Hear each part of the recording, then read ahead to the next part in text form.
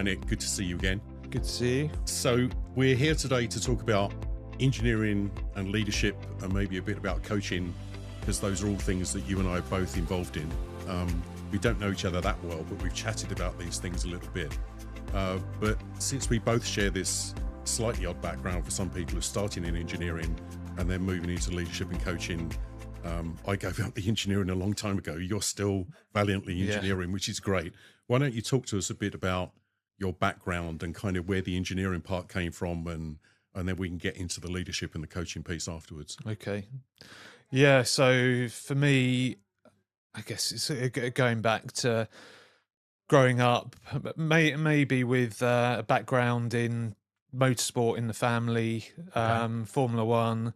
So whether directly or indirectly, I ended up going into a mechanical engineering degree at Southampton University. So that was a 4-year master's course there, kind of with work experience kind of dispersed within that in the summer holidays, Easter holidays, with various kind of local race teams back from back home in Essex.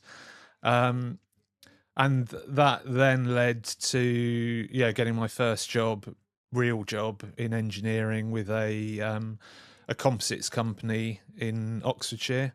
Okay. So as with many graduate engineers, it's a bit of a leap into the unknown. That particular business we were about 30 people at that point. So for a graduate engineer, we really got to learn quickly. Yeah. We had to wear many really hats. Yeah. So going from, almost during the day, a 9 to 5 at a CAD station designing parts, and then 5 o'clock would come along and you put your lab coat on and go out onto the shop floor and start making some bits. So in some ways it almost felt like quite a nice extension from university. But so through that, I was working with various motorsport teams, different forms around the world, designing and developing parts for them. That got broader and more complex parts, bigger projects. And I guess, after a few years of doing that, I must have been doing something right, because the time came when I got asked to start managing other engineers doing the same kind of thing.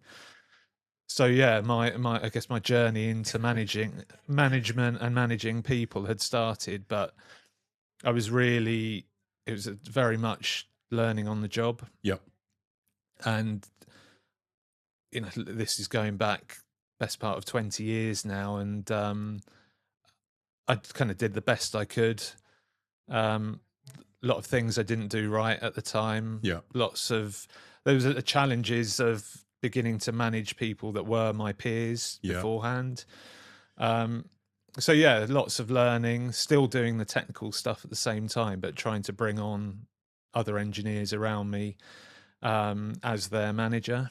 So I think, and obviously with an engineering degree, social skills aren't really high up on the agenda in that environment. So it was all quite new. Yeah.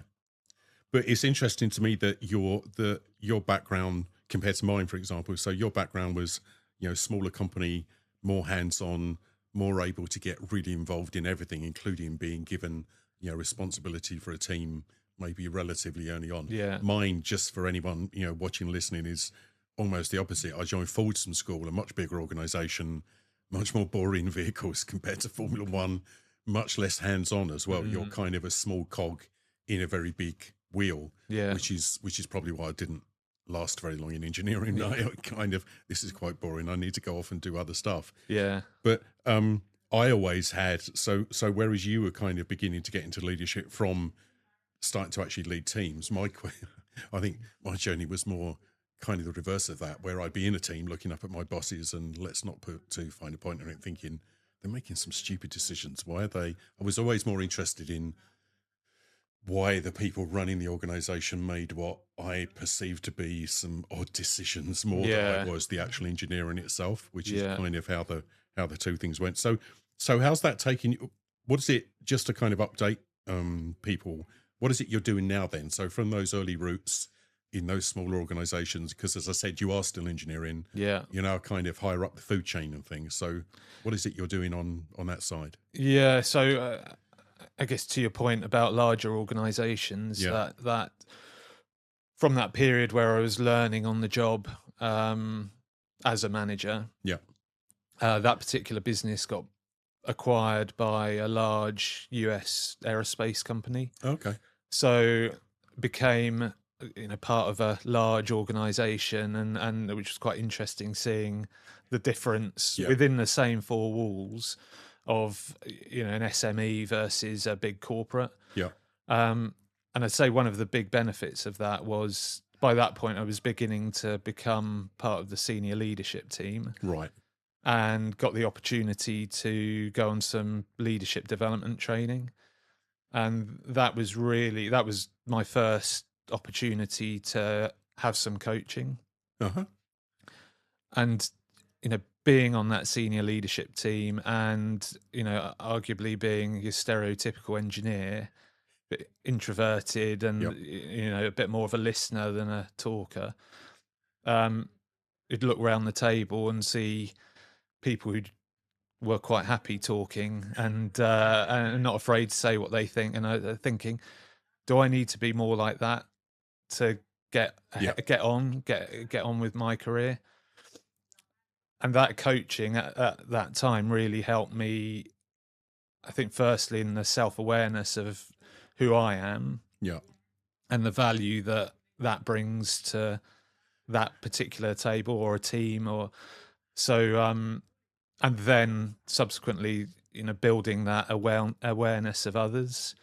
And I think that was, looking back, a real pivotal moment in my Yeah. career of how to get the best out of people, and myself included, and trying to build teams that people are operating to their strengths, and Yeah.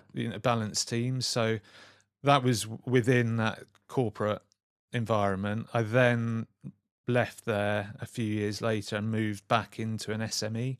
Okay. So as engineering director now, so quite senior within that business, on the board of directors, but also getting involved at quite a detailed level. So responsible for the technical elements of what we were doing, all the way up to the business, running the business, the strategy of the business. Yeah.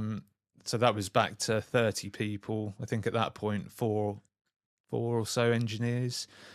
And we really tried to build a kind of coaching culture within that business, Okay. and all the way through to us as a board of directors working with the same coach that I work with in that corporate environment Okay. to work together. And then with our high potential up and coming employees within the business, developing programs for them, both at an individual level and a group level. So that that business grew, really saw the fruits of our labor in that Yeah. respect, and seeing the development of some of those people was really satisfying. Fast forwarding to COVID and all the struggles that everybody had at that time, and not long after that I started thinking about what do I want the next 20 years of my career to look like. Yeah. Somehow 20 years had zoomed by, and reflecting on what I enjoyed from that period, it was still still an engineer at heart, and Yeah. the technical side of things I still want that to be part of my life moving forwards. But that coaching, the mentoring, the development of engineers and people from technical backgrounds to develop into management and leadership roles, it's something that I got a lot from, both personally and seeing others do that. So wanted that to be part of my future as well. So I started Googling executive coaching courses, and that's quite a minefield. Yep. And ultimately ended up going to Henley Business School Okay. and did the professional certificate in executive coaching there. And for a period, kind of in kicking that off, continued working in what was my role there as chief engineer in a business doing composites and metal fabrication. And that now bringing us to present day, I have my own consultancy doing kind of engineering consulting and coaching. So at a business level and individual kind of coaching level, but alongside that, still have my roots kind of in a real life day to day engineering job. So I'm also engineering director part time at a composites Okay. company as well. When you said this hadn't occurred to me before, you and I have only spoken briefly before today, but when you said about you've got your own consultancy doing engineering consultancy and coaching, and the question popped into my head, so I'm going to ask it, which is, do you always keep those things separate, or are there times when you get brought in to help with an engineering project that involves coaching some of the people in the project while you're fixing the technical issues as well? I think they're almost like you can't separate them. Yeah. Okay. And that's sort of engineering coaching or mentoring is almost a continuum through the technical parts, Yep. and there's almost the engineering problem, but then coaching people to think about how to solve it Yep. themselves or the approach to the problem. So it is quite interesting in that it's it varies. It's interesting you asking the question because it's Well, got and me thinking a bit I more. ask it partly because I have a kind of similar attitude, or a similar approach, I guess. Even though I left the formal engineering behind a long time ago, the root of an engineer is kind of problem solving, analytics, really understanding what's the problem you're trying to solve before you get into fixing things. There's a lot of overlaps, Yeah, as you'll have seen with the various coaching models and things. But I do think it's interesting because you and I both we're both on that transition at different phases, but lots of people in their heads still keep those two things separate. There's lots of people that are coach inside organizations who, on the one hand, think they've got some strategic problem to solve, or something else, and then over here they want their coaching as kind of two yeah, separate things. And if you look at some of the coaching schools, some of the kind of philosophies of coaching would be, oh, you can only do coaching when you're working with a client. You can't actually get involved in helping them fix whatever problem it is they're trying to fix. And my response to that is always, why not? And actually, why would you want to keep them separate? yeah, How do you kind of separate the people involved in the situation from the situation that you're trying to fix? yeah.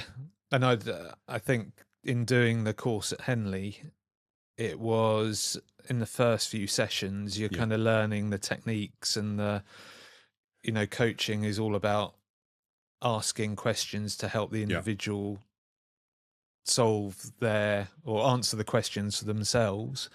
But real life isn't like Yeah. that, and it's what does a client want or an individual want, and Yeah. I think this kind of going into coaching being such a broad subject Yeah. and finding your niche, and I think for me that combining the my technical knowledge and having lived what engineering is all about and the day-to-day challenges of being an engineer, combining that with my coaching experience and qualifications and accreditations Yeah. now, I think it would be daft not to combine the Yeah. two. Yeah. Obviously it's not going to work for someone who's not necessarily within a technical or engineering field, but I think that's probably what differentiates me from the many other coaches that are out there in the world right now. Yeah, there's certainly a thing of it's easier for the client if they believe that you understand something about their context and their background, and we can argue for days about how much content you need, but I do Yeah. think you can't separate, as I said, I don't think you can separate the whatever the business issue or the challenges that you're trying to fix, whether it's engineering or strategy or something else, from the people involved in the process. This is a bit unfair in a sense, but I'm going to ask the question anyway.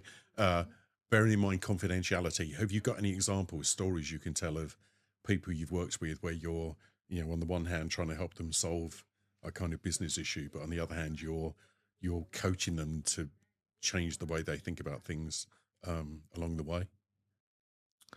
Um, I think there are many, well, there have been many examples. It's difficult to pick out one Yeah, in particular. Um, I think that, you said it earlier that engineering is problem solving, yeah, and by definition, you're going to have a lot of problems to deal with, overcome. And I'd say through my career, particularly taking motorsport industry as a reference point, it's motorsport in general, Formula One. It's all about pushing the boundaries. yeah, It's all about innovating, risk taking, but all within a timeline, right, and solving problems. And I think that there's such a level of resilience you have to take into that, and accepting that, if you are pushing the boundaries, things will go wrong, yeah, but it's not your fault. It's not something to take personally or anything like that. It's about, how you respond to the yeah, yeah, problems. And you could have a quality issue with a part, and in that kind of environment, you have to say, well, is it a quality issue, or is it just a byproduct of pushing the limits and right, learning, and more of a development issue? And whether you call it a development issue or a quality issue, you look at it, you root cause, what the problem might have been, you come up with a plan to address it, put a fix in place, and that improves it, and you get better. And can be quite a relentless process. yeah. Exciting, enjoy, because you see the fruits of your labor on a Sunday afternoon on the racetrack. But I think with that,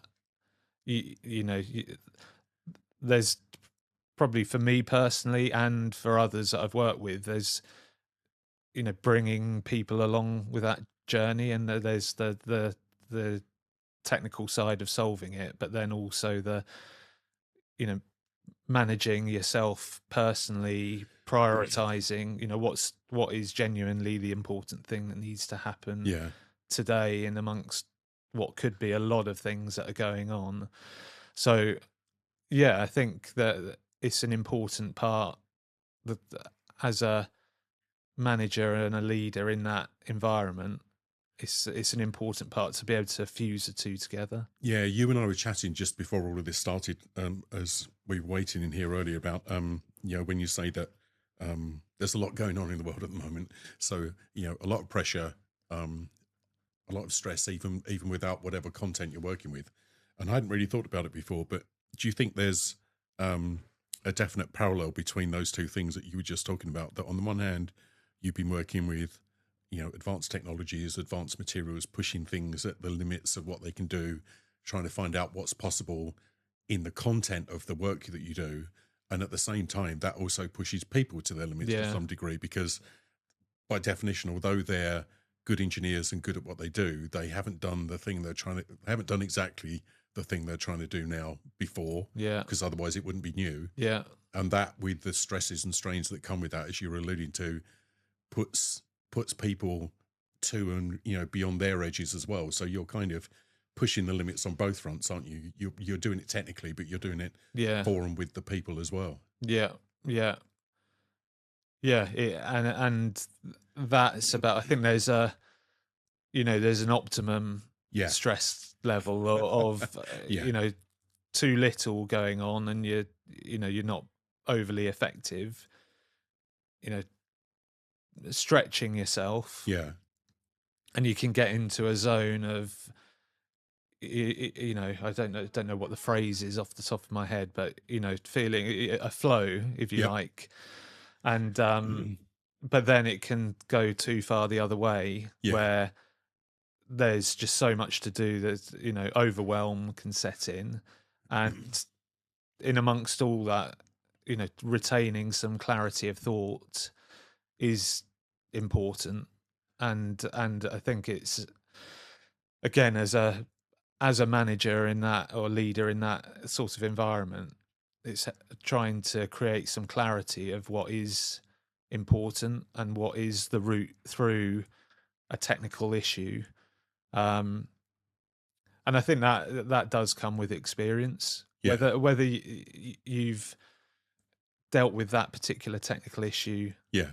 before or not, I think the problem solving approach, and almost sometimes you'll find an answer in Yep. the early years of your career. When something goes wrong, you think I've certainly at times thought it's like the end of the world, but and you step back and Yeah. break it down, you'll find a route through. And once you've done that 2, 3, 5, 30 times, Yeah. okay, there's a problem, but if we do this, this, and this, we'll get to the right answer. I'm curious. Earlier, you talked about being a director of an engineering company and taking what you'd learned from coaching and development and things into that business and helping the people grow, and therefore growing the business, which is kind of I guess at the heart of what we're talking about, how to blend the development approaches with business development and growth as well. I'm curious just to know what you think you did collectively that made the difference. So you said on the one hand you had kind of development programs for people, and you had coaching, which is great. But I'm wondering if there's anything that you can share that was kind of different to what you did there than maybe you've seen elsewhere. Because I'm finding myself starting to think, well, back to this thing that we talked about before of separation and then bringing things back together. On the one hand, there were probably things that counted as development activities. So you get an hours coaching month, or you go on a workshop, or you do some e-learning or whatever. But from what you've just been saying, I'm guessing that the way you and other leaders led people day to day also helped them develop, because you're seeing someone get stressed. You're kind of helping them calm down, and you may not have technically been doing this is not a coaching session, but you are coaching them to kind of go, hold on a minute, let's just take a breath and go forward. So have you got anything there that you can talk about that's kind of, that's the way that organization ran or still runs? Yeah, I get out to probably talking across a few Okay. organizations, but I think that there's perhaps a few points to pick up from there. I think as a manager, it's quite a big subject, Yep. really. I think some people maybe think that management is just about managing the tasks. Yep. But the people, human beings there that need that side, and it's not, in my opinion, it's not necessarily an HR function to deal with that part of it. So I think really to be a rounded manager, it's being able to engage on that personal level and develop the people underneath you.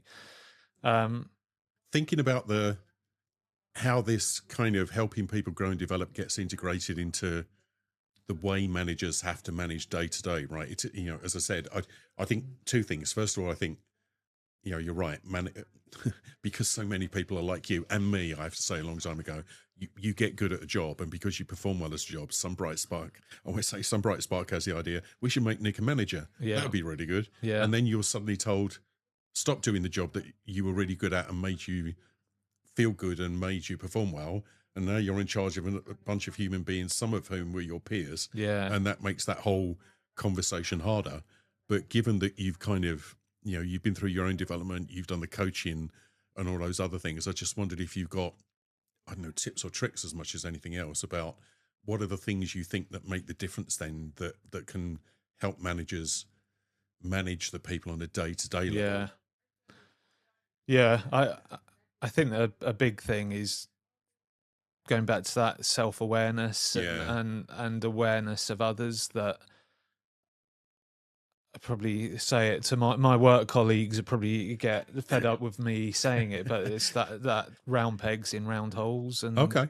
and really understanding the person. If Yeah. if any of us can be spending more of our days doing what we're good at Yeah. or enjoy doing, and get those people operating in that way Yeah. for as much of the time as possible, you're going to get more out of them. Yeah. And then, in structuring a team and developing a growing team, you're looking at, well, what gaps does that leave? Yeah. And who do I need to bring in? What kind of person, what kind of skill set do I need to bring in to fill that gap, so that everybody, a bit like a football team formation, and everybody has their role and responsibilities, and you're all doing your bit to contribute to the overall goal of the team. And I think that's a really important part of getting the most out of the individuals, and then having functioning teams. And it's a big subject for me at the moment, with trying to develop a team, and there's a level of, you need functional roles to plug in, but those people, they've got to be the right kind of person Yeah. to do it. So if you want a finance manager, for example, Yeah. you're going to want someone whose attention to detail is quite high. a priority for them, rather than it'll be fine. Yeah, we've got plenty of cash this month, and not actually looking at the detail. So yeah, I think that's probably a bedrock of.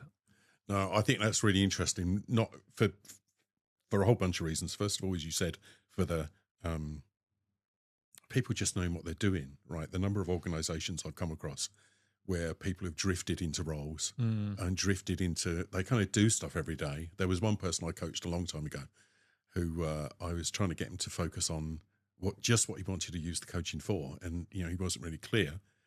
And he said, I can't concentrate because my diary's full. So we tried going through his diary to look at what he was doing. All I was asking was, why are you going to this meeting? Yeah. Why are you going to this meeting? He couldn't answer the question anyway. Well, I just do. So the act of even having the conversations, I think, is a big thing.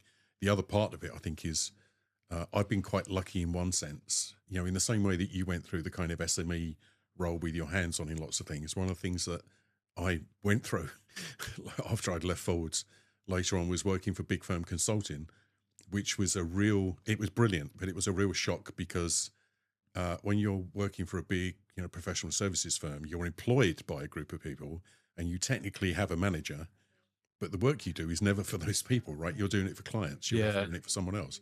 So you have to get reused really fast to being going into work one day, not knowing where you're going to be the next day, being picked up, dropped somewhere, and then you work there for 6 months and you get to know the people and you work out roles and you do stuff and then you disappear off somewhere else. Yeah. So it's a kind of sub skill that I've developed over the years of being really good at being dropped into situations and just kind of working it out really fast. So that thing that you talked about of, round pegs in round holes, I was thinking about it when you said it. I thought, it's a long time since I've been around a peg in a round hole. But the kind of flip side of that for me is that I spend a lot of time negotiating the shape of the hole I'm entering. Right. So whether it's round or square or something else, and in particular talking to client, and to me it always goes back to the engineering roots of exactly what problem are we trying to solve here again? Because you said that and you've said that and you've said that. and I'm confused about which thing we're actually trying to do and what is it you actually want. And I think so that ability for managers to clarify that with people so that everyone knows what the roles are, and then because life is busy and messy and complicated, you don't stick people just into those roles, right? Particularly in an SME, Yeah. if all hell breaks loose and you need the accounts director to roll his sleeves up and suddenly Yeah. start pushing a car out onto the track or something, that's what he has to do, right? Yeah, there's definitely that flexibility and being able to cover. And I guess from really small businesses where Yeah, by necessity everyone does a bit of everything, yeah, and that's quite exciting at times. But then as it grows, you need to start delineating, formalizing things. and Yeah, it doesn't mean that immediately you're putting barriers up, but it's just being a bit more refined with the roles and responsibilities, yeah, and still an expectation you are a team. yeah, You've got to work together, understanding what the person next to you is doing and being able to flex.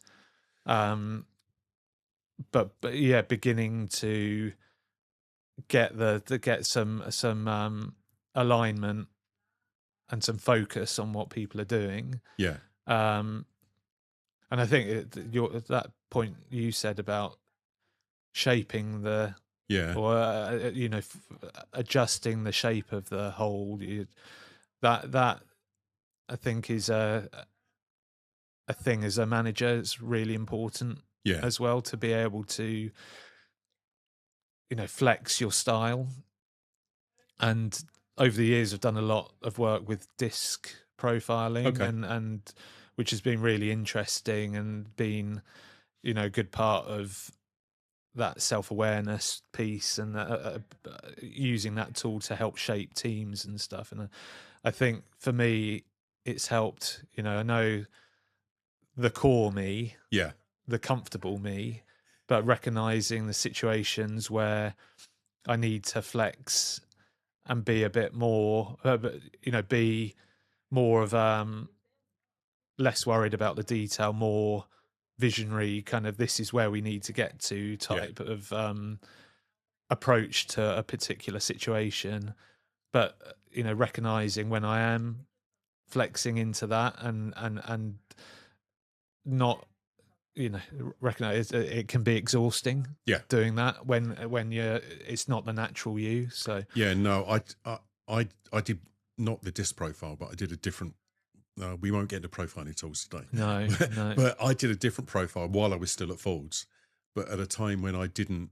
I was so confused back then that when I did the profiling tool, it just came straight down the middle. It's like it wasn't a clear thing one way or the other. no, Now I've subsequently learned there definitely is a core me, but what I didn't realize was that I'd managed to somehow get into an organization whose culture, because I do think organizational cultures end up with profiles as well, and their culture was almost the complete opposite of my profile when it came to the profiling tool. But it wasn't until years later that I worked out that that was at least one of the reasons why I was so uncomfortable while I was there, because I wasn't okay, this, it's a big engineering company, so it's very structured and linear, and without going into any of the labels, I'm not that kind of person. yeah, But it gave me a grounding, although it was stressful, it gave me a grounding in flexing. But I think there's a big difference between managers or leaders or organizations that expect people to just, do as you're told, flex because I'm telling you to, as opposed to the point you made, which is being conscious of who you are and being conscious of the situation, and then being given the choice as to how much you shape the peg or the whole. And I think there's a lot of my work in kind of more recent years, over the years, has been much more about conscious choices. And I've coined this phrase, these things I call contracting conversations, which is just a grand name for, can we actually talk about that kind of stuff you were talking about? There was someone I was coaching a few years ago who had just recruited a new person underneath them. They'd been promoted into a directorial role, and they'd recruited a pretty senior manager underneath them. And within 3 months, when we were having our coaching call, he was saying, this guy's an idiot. He can't do the job. He's not doing, he isn't doing what's expected, blah, blah, blah. And I said, okay, what do you actually expect from him? Well, this, and this. Right. What's he actually doing? All this other stuff instead. Have you ever actually had the Yeah. conversation with him Yeah. about what your expectations are? Well, I thought I did. Well, we showed him the job description. Well, we thought he was experienced and he'd just get on with it. And so they went back to have the clarification contracting conversation about this is actually what this role in this organization, this is the shape of the whole. Yeah. Basically. And do you think you can fit that shape of the whole? And through that conversation, the recruit said, no, I'm glad you said that, but it's fine, thanks. Is it all right if I go now? Yeah. It wasn't. So it was just that there's so much, and again, you and I were talking about this before. I think there's so much focus inside, particularly big, busy organizations, but actually any organization that's busy on, there's a whole lot of stuff to do, and everyone's busy trying to do the content of the work. Yeah. And they miss these other conversations because they aren't trained, don't have the skills, don't have the awareness, but they're missing things that are fundamental to being able to do the work really well. Yeah. Which is kind of how you and I end up in coaching and trying to help them shift Yeah. that, right? And it's not easy. No. It's when you've got to deliver to customer and there's a challenge with a project, or it's those that you mention are the conversations that drop to the bottom of the list, because needs must sometimes, but it's keeping them when you have got time. Is making sure you check back in, and not to let that drop completely by the wayside. So yeah, I think in those dynamics, those kind of SMEs, when going back to when you are developing new products and nobody's done it before, and it is exciting. It's challenging, stressful at times, but yeah, you do have to go back to once you solve the technical bit, is make sure that the people are doing okay, and feel supported, and are as I said, I think that strengths based culture is a really important thing. You can't do it all the time, but no, but you made the point earlier, I think, which is a really important distinction for me, which is if you're doing it consciously and openly and deliberately, that's completely different from I'm your boss, you're annoying me, do as I'm just going to ask you to do something because we're under pressure and the client's banging on the door, you just need to do this thing, is very different from doing it in a situation where everyone's got some awareness, a bit of skill and capability. I sometimes still find myself teaching people, the basic structure of this thing I grandly call contracting conversations. You won't be surprised to know is what's the problem we're trying to solve? What's the outcome we're trying to get to? And what options do we have to get from A to B, which is a basic engineering problem solving structure. But in the years, and because it was engineering and I kind of took it for granted, for years I ignored it. And then I suddenly found that I'm talking to people who aren't engineers and thinking, hold on a minute, if I give you these 3 questions, you're not asking, I'm not saying become a coach and try and develop this person in the middle of, the workday, but just asking those fundamental technical questions really clearly in the middle of a workday for a bunch of stressed people does help calm them down, focus everything, right? So it's kind of back to the thing we said before. You are kind of both doing the work, and you're not coaching in the sense of ICF accreditation, all of that stuff, but you are helping people think through and solve their problems differently, which to me is also coaching. It's it's like dynamic, real time coaching, and I think there's what's the problem we're trying to solve, but also is it a problem we need to solve right now? And if not, just park it, because there's always going to be. It doesn't seem to matter how many people you've got, or how much time you've got. There's always more work than time or resource. And maybe that's an engineer's thing, that we're good at creating, thinking of things, ways of making things better and optimizing things further. But that is this a problem that needs solving, really?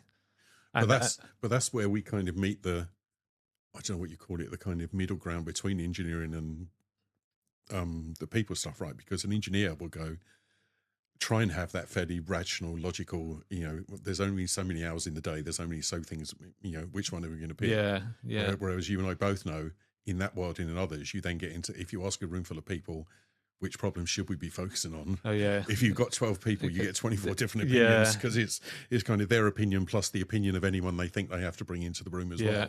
And that's where all of this gets really messy, right? yeah. In Everyone, day-to-day life. everyone will be looking at that any particular situation from a different perspective. Yeah. And have a view on what is the most important.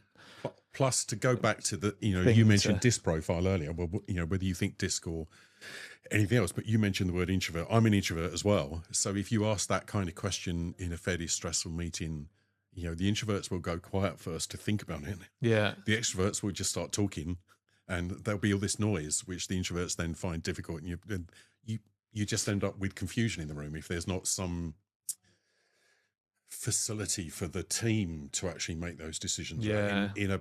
In a previous role, when I worked in mainstream consulting, I used to do a lot more what we call facilitation, which I guess these days you could call kind of group coaching, but it's essentially trying to make sure everyone had a voice and things in the room. And I just like I think not enough people know about engineering. I do think not enough people know about those kind of skills of giving people space, making sure everyone has a voice, and then being able to look at each other and go, okay, so now we've all heard those 24 different opinions. What are we actually going to choose to do? Yeah. Because that's another one of those edge conversations we were talking about before, right? Everyone can tell you what they think, but if you then kind of say, yeah, but we've got to make a decision. Okay, it's not down to me. You make the decision, then I'll moan about it later. Yeah. Yeah. Yeah. And ultimately some action coming from it all, ideally, rather than a lot of talk and not a lot of action. Well, and particularly now, again, before today, you and I were chatting just quickly, and same with everything that's going on in the world, and not mention anyone in particular, but kind of, chaotic stuff going on in the world. There's a lot you could pay attention to. We live in a world where there's more data than ever. We were talking about this as well, right? So if you've got any problem to try and fix, anything to analyze, there's a whole load of places you can go to look for information, as well as AI you can add to it to give you help as well. That ability to make choices and make decisions in some ways is harder than ever and puts more pressure on people. So giving people the space to be able to do that, I often think through coaching, I used to think coaching was all about changing people and things, but sometimes I think as much, at least 50% of it is I sit there and listen to people and I go, you know what, you are doing the right thing. It's kind of, you just need space to breathe and kind of look at the different perspectives, but it isn't you going crazy. It's kind of the world is crazy that we're operating. Yeah. And you need a bit of reflection time and space. Yeah. There's definitely, I think for me, that even like just going out for a walk. Yeah. And sometimes it feels like you need to be on it all the time and making progress, but sometimes just going out for a walk for an hour. Yeah. It's like all the varying thoughts buzzing around your head get naturally filed in order, and there's like several like clarity of what we need to do next on a particular issue will come from. I guess it is that stepping back and just taking some time where, it might feel like on the outside feel like you're not doing any work, but it's a really good way of getting clarity of what needs to happen next. I've been kind of, I had a series of questions to use for today, and we've covered most of them. And because we're coming towards the end of our time, I've been kind of looking at, what was the final question, and it was going to be some grand question about, have you got a final piece of advice? But I think you leapt ahead of the question, because I think that thing about going for a walk is really key. Years ago, I learned that one way of hypnotizing people is to get them to just stare at a fixed point in space for a period of time.